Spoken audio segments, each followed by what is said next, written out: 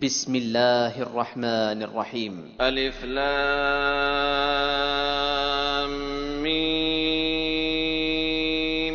ذلك الكتاب لا ريب فيه هدى للمتقين الذين يؤمنون بالغيب ويقيمون الصلاة ومما رزقناهم ينفقون والذين يؤمنون بما أنزل إليك وما أنزل من قبلك وبالآخرة هم يوقنون أولئك على هدى من ربهم وأولئك هم المفلحون إن الذين كفروا سواء عليهم أأنذرتهم أم لم تنذرهم لا يؤمنون ختم الله على قلوبهم وعلى سمعهم وعلى أبصارهم غشاوة ولهم عذاب عظيم.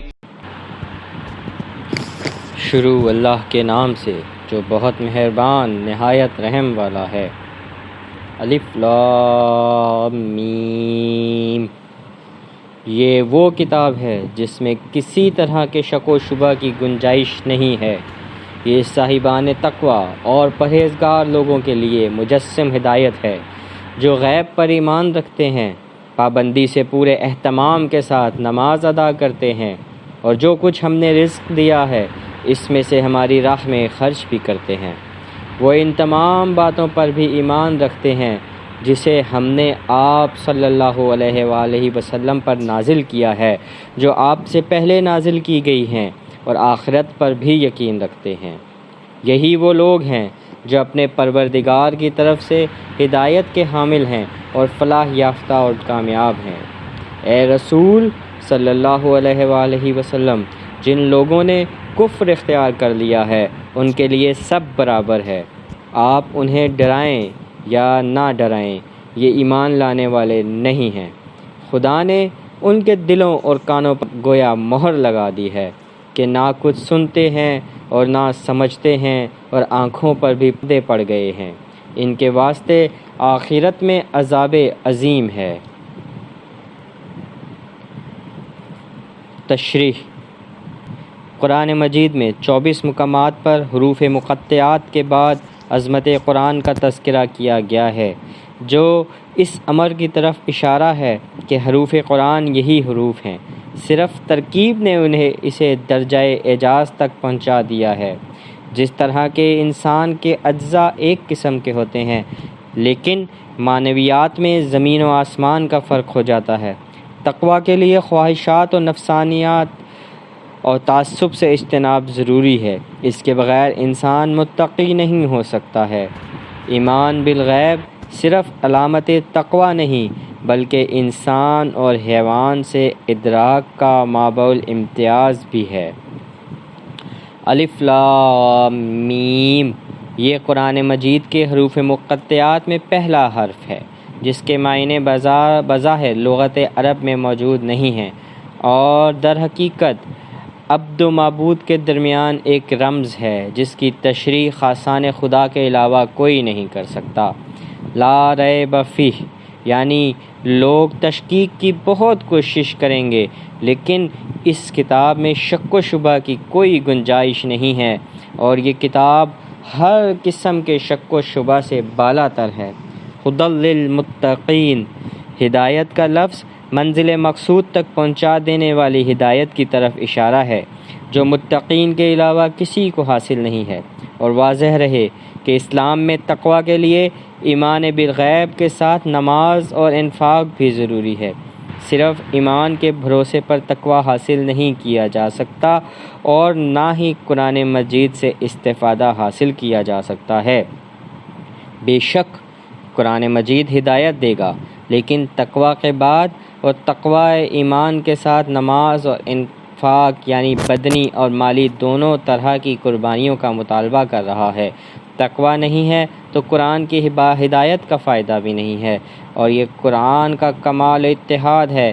قرآن ہدی للمتقین ہے اور علی امام المتقین ہیں. یقیمون الصلاۃ. یہ تمام ارکان و شرائط اور مکمل پابندی کے ساتھ نماز ادا کرنے کا اشارہ ہے. ورنہ نماز کا تذکرہ تو یصلون سے بھی ہو سکتا تھا۔ مما رزقناہم، یہ انسانی ذہن کی اصطلاح ہے کہ انسان انفاق کر کے مغرور نہ ہو جائے کہ ہم نے کوئی کام کیا ہے، نہیں، اس نے اسی مال سے انفاق کیا ہے جسے خدا نے پہلے بطور رزق اسے عطا کیا ہے۔ پھر انفاق کرتے وقت رزق اور انفاق کے تناسب پر بھی نگاہ رکھے کہ خدا نے اسے رزق کتنا دیا ہے اور اس نے اس کی راہ میں کتنا خرچ کیا ہے۔ غیب، یوں تو ہر غیر محسوس شے کا نام غیب ہے جو نگاہوں میں نہیں آتی، لیکن ہر غائب پر ایمان لانا ایمان کا جزو نہیں ہے۔ اس سے ایسے امور مراد ہیں جو غائب بھی ہیں اور جزو ایمان بھی ہیں، چاہے وہ قیامت کی تفصیلات ہوں یا امامت کے متعلقات۔ بما انزل الیک، اس جملے سے صاف ظاہر ہوتا ہے کہ اسلام نہ ماضی سے رابطہ توڑنا چاہتا ہے نہ مستقبل سے۔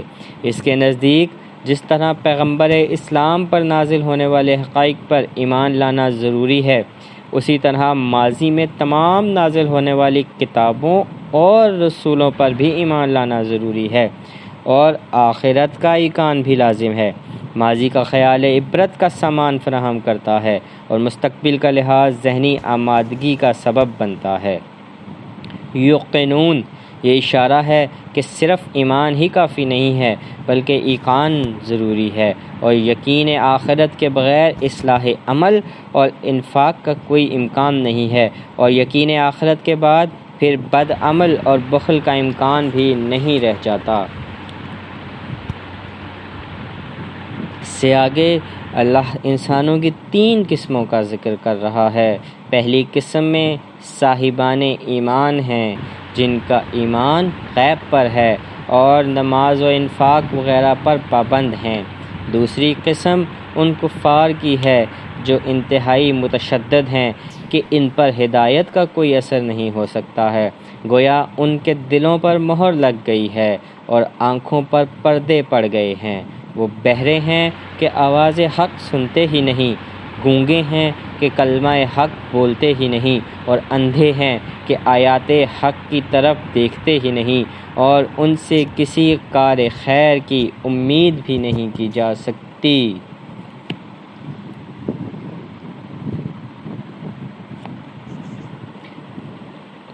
اور ایسے ہی لوگوں کے لیے اللہ نے عذاب عظیم رکھا ہوا ہے جس کا ادراک کرنا ناممکن ہے۔